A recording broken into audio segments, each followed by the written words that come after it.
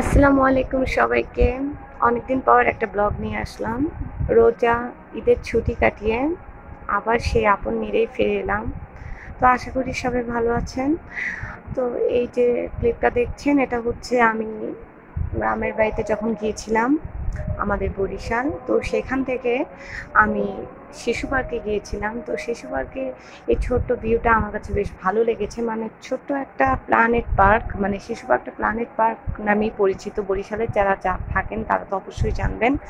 আর এই ছোট্ট নিরিবিলি এই পার্কটিতে বেশ ভালোই লাগলো, বাচ্চারা বেশ আনন্দ পেয়েছেন।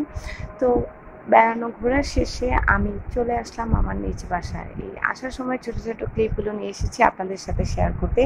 এই ক্লিপটা হচ্ছে আমাদের বরিশালের ক্যাডেট কলেজ, যা শিক্ষানিবেশের অন্যতম একটা প্রতিষ্ঠান। তো বাসায় চলে এসে একদমই ভালো লাগছে না, কারণ ঈদ শেষে বাসায় আসার পর এত বেশি আলসেমি পাই, আর কি বলবো, ঘরে এত কাজ জমে গেছে, কাজ করতে করতে একদম ক্লান্তই হয়ে গেছি। তারপরেও ভাবলাম যে আপনাদের সাথে ছোট ছোট ভিডিও শেয়ার না করলে কি হয় বলেন। অনেকদিন আমার পেজটাকে একদমই ফেলে রেখেছি। দেখা যাচ্ছে যে পেজটাতে আমার কোনো রকমেরই ভিডিও দেওয়া হয়ে উঠতেছে না। তো আজকে চিন্তা করলাম যে না, একটা ভিডিও দিয়েই দেই। তো গত কয়েকদিনের কিছু কাজ টুকিটাকি সেগুলো নিয়ে আপনাদের সাথে শেয়ার করতে চলে এলাম। আশা রাখি আপনাদের ভালো লাগবে। আর যদি ভালো লেগে থাকে প্লিজ আমার পেজটিকে একটা লাইক দিবেন, চ্যানেলটা সাবস্ক্রাইব করবেন, পাশে থাকবেন, কমেন্ট করবেন। তো এটা হচ্ছে আমি যেদিন এসেছি সে তার পরের দিনের সকালবেলা। কি নাস্তা তৈরি করব ভাবতে ভাবতে সেই আমার চিরচেনা নাস্তা, রুটি। মানে সেদ্ধ আটার রুটি বা ময়দার রুটি আমার বাসায় খুবই চলে।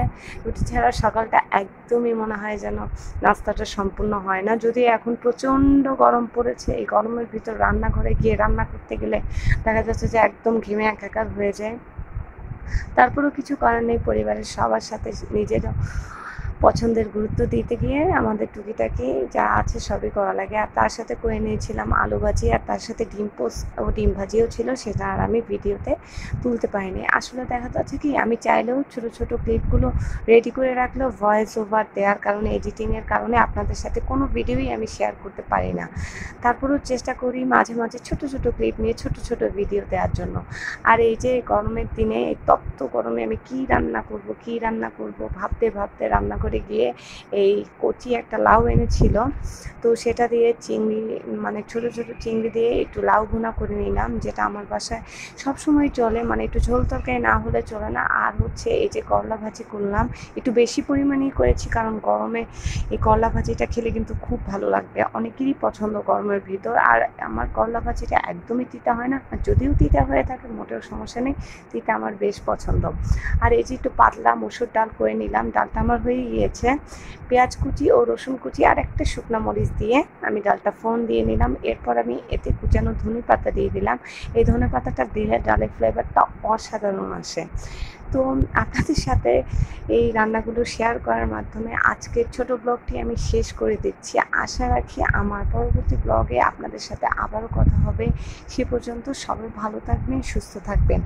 আর এই অপরাজিতা ফুলগুলো কিছুদিন না, কয়েক মাস আগে আমার গাছে ফুটেছিল, গাছগুলো এখন নেই, তবুও এই ক্লিপটা রেখে দিয়েছি। মনে হয় যেন ফুলগুলো দেখলে আমি প্রাণ ফিরে পাই এই তীব্র তপ্ত গরমে। সবাই ভালো থাকবেন। আসসালামু আলাইকুম।